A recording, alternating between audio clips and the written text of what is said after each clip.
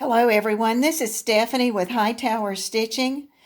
Today I've brought you a video that is really neat and it's related to paper foundation piecing. It's called Set Yourself Free to create a wonderful 6-inch log cabin quilt block using paper foundation. And if you haven't done it before, you'll like this. If you've done it before and didn't really go back to it, you might after you see this video. Stay tuned. This, my friends, is the template, and it was in the magazine, and I'll tell you the magazine in a little bit. But the nice thing about it, the lady who prepared it, she said, well, go ahead and draw your own template. And in a little bit, I'm going to show you some samples, and then I'm going to show you the template, and then how I went about making some of for myself, and then copied them. So this is kind of plain. Let me show you a sample. Here is one of the first ones that I did. And then when you flip it over, you can see how nice it is.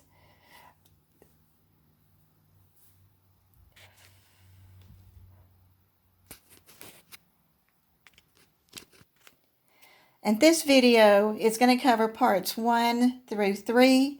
And then the second part B, will be going to the sewing machine. But I'm going to put these both on YouTube on the same day. So if you look at this one, when I said, well, it's close to the holidays again, so I went back and dug out some of the holiday colors, and I had the most fun doing this and using the paper foundation. And it's going to be a mug rug, and the back, and I got my little tag on there and everything. But you can use these small ones for a hot pad, mug rugs, table runners, table protectors, put special backing on them. So when I started, slide this over, I had my two main colors, and then I got my center color. And then when I was finished with it, and it looked so cute, I said, I've got enough of this dark green to do the back and to also do the edge around the pot holder, which I used a 1 1/4 inch strip of fabric, and I didn't double it. I just used it like it was, and it turned out really nice on there. So that's a good example too, besides the orange one. And these are my next blocks, and these are the ones I'm probably going to make into a table runner or something, and I'm going to keep using the material till I run out. But it was so much fun, and I did the paper on the back. And when you get ready to take it off, I scored it with a pen. And then I started at 12 and I folded it back. And then I was able to peel it out. And this is actually foundation paper that I'll show you a little bit later, but I also used copy paper. I tried to find lightweight copy paper, but it doesn't matter. It will work also till you get all of the pieces out. And at one time I heard some other ladies talking about the way they used to do in the olden days when they'd use newspaper for their patterns and magazine pages. And what they said was that when they got done, they left that in there because they knew that it would be washed over and over and over the object, and that stuff would disintegrate. So that gives you an idea if you really don't want to pick out all of the paper, but it doesn't take long. The source for this idea comes from McCall's Quilting, 2021, September, October.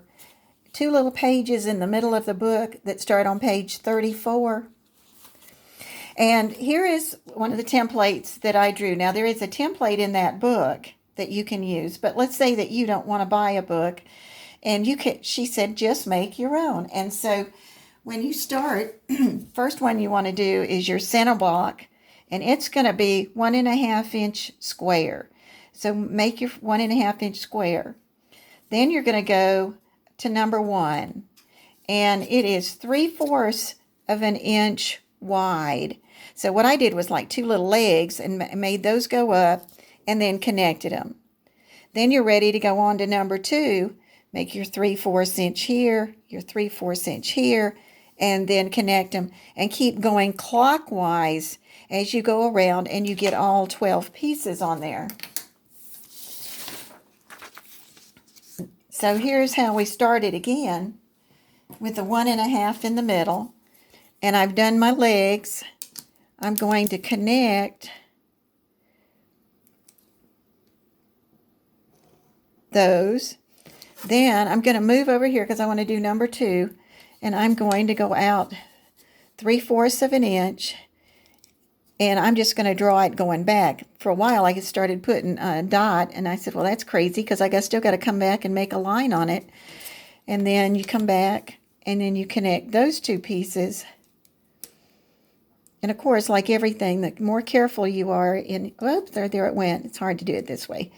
Then connect it, and then you're ready to go to number 3 and 4 and go on around.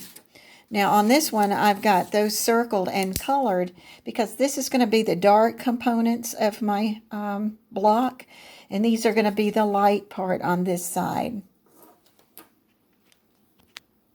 And here's a simple breakdown. Your center square is 1.5 inch square. Each strip is 3/4 inch wide, and when it's finished. Number 1's a light strip. It's to the north of the square. Number 2's a light strip. It's to the east of the square, to the right.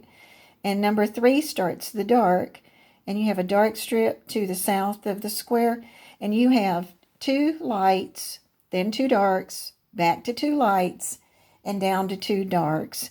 And you keep going until you get the number 12, like we said.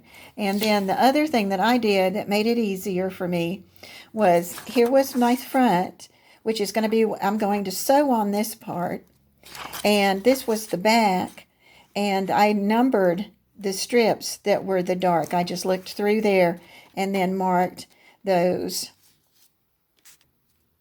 And this is the last part for this video, and this is number 3. You have a light versus a dark, and it's really nice if you just use one fabric and one fabric instead of trying to be real creative. I will tell you that makes it fun.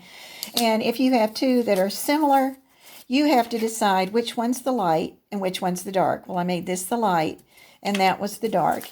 That's up to you. The light and dark fabrics are cut 1.5 strips in 1.5 inch strips. And if possible, cut them with the grain.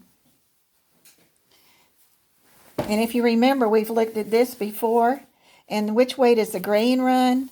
With the selvage. So when I pull on this, it doesn't give, and I wouldn't have much distortion in my blocks. Now, if you do it going across the 42-inch way, look at that. Look at all that give in there. And sometimes that'll affect your block.